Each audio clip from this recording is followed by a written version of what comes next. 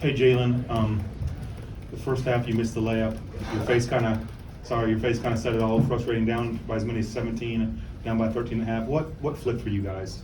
We just had to kind of gain some composure a little bit. Obviously, it wasn't the way we wanted to start off.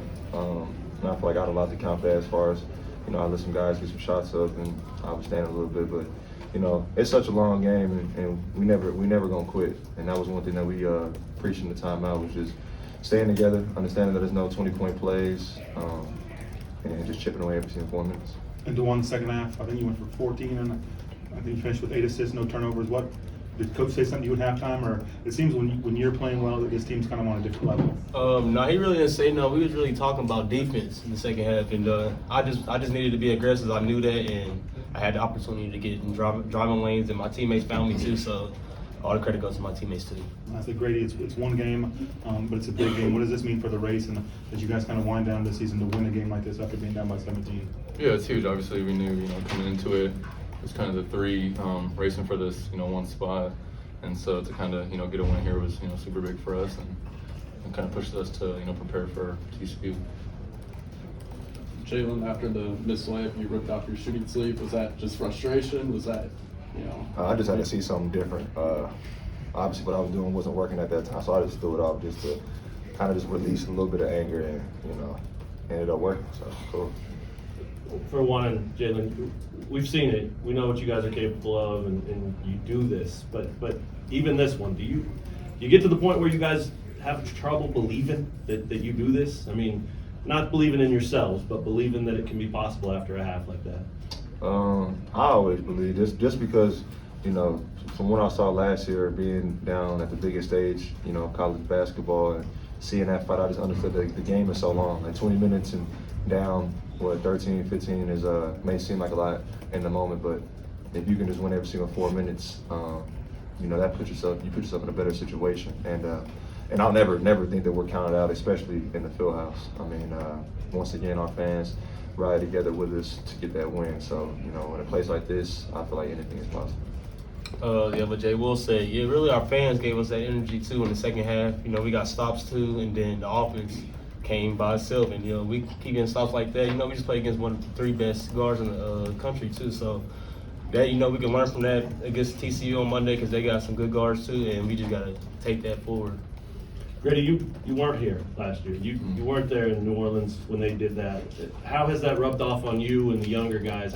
How does their belief and what they think is possible, no matter how it looks, how has that become a thing for you guys too? Yeah, just seeing, obviously, watching the game, in the championship, just seeing what they were, doing and how they come out at halftime, don't quit. That's what was, exciting when, I decided to commit, because I knew I was coming to a team that never gave up, and no matter what's going wrong, we're always going to keep pushing, and that's what we did tonight. And Jalen, for you about Dajuan in the second half, I mean, 1 shot in the first half, he shoots the first shot of the second half. How big is his offense for you guys? We've talked about it, but today that seemed to really kind of spark it too. Yeah, it's everything we need. He's the floor general out there, but he can also get by guys and score, and that's exactly what we need. For him to get that effort on defense and to continue to do that on offense, I mean, that's just the all-around guy that you want to have controlling the game at point guard. So we know that we know what we want to do, and Juan knows that we need him to score. And, he's a leader on this team, and when he's playing like that, it takes our team to a whole other level. Dajuan, you talked about, you guys were mentioning defense in the locker room at halftime. What was the biggest difference in the first half and second half defensively to you? Really, Coach made me and Cass stay on their best 2 guards and not switch off of them, and then we just had to lock down, and then everybody else did their job by rebounding, and we just took the 2 best guards off the game, and that's basically what we did, yeah. Jalen, can you... Go ahead, you're fine. Jalen, can you talk a little bit about how the floor opens up for you when Dajuan's aggressive, especially as he was in the second half? I mean, he's such a great passer, so I think a lot of the teams are assuming that he's just going to drive to the paint and kick out. So, when he's finishing at the cup, kind of makes teams, now move over to his direction when he's in the paint. And, we got to do a better job of cutting when he drives, but, when he's aggressive and he's getting to the cup, they're going to have to guard him tight, and that's when we get open slots and open drives to get to the rim. You guys don't do a ton of isolation type stuff, but it seemed like early in that half, there was a priority of attacking mismatches kind of, and then also throwing it to you in the mid post. What was kind of the thought process, was instruction to you there when you got the ball? Just to not, settle. I think in the beginning of the game, we took a lot of jumpers and realizing that we have the size advantage. They had the quickness of the small guards, but we have bigger guards that can post up, and just trying to create some contact, some fouls, get to the free throw line, get the game going, and because it's not going to be one on the perimeter with a team that can shoot like that. We're going to have to create contact and get to the paint, and I think when we kind of flipped that switch was when our offense got a little bit more efficient. You mentioned not switching off of those two guards, but was there any other further instruction on how to deal with them?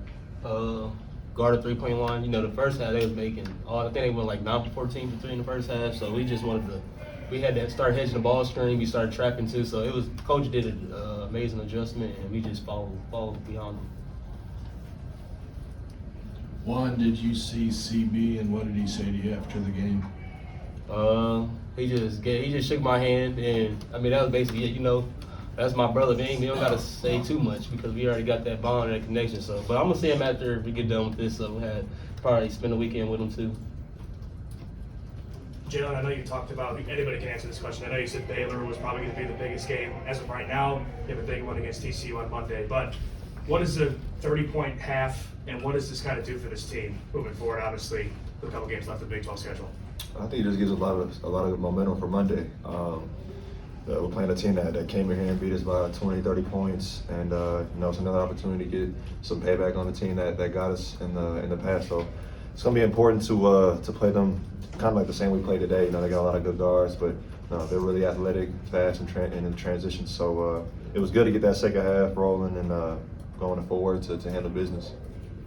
I have a quick question just for you. Jalen and Gradey, Holly Rowe was up in the stands talking to your moms about basketball, and what does that mean to both of you guys? And also just to see your moms get some attention today. Probably people that don't know a lot about you guys don't realize that both of your moms are such basketball stars themselves.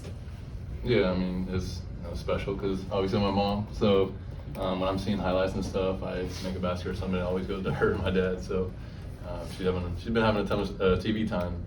But yeah, when, Holly, texts us and get pictures and information from What about you, when she played Jalen? back in the day.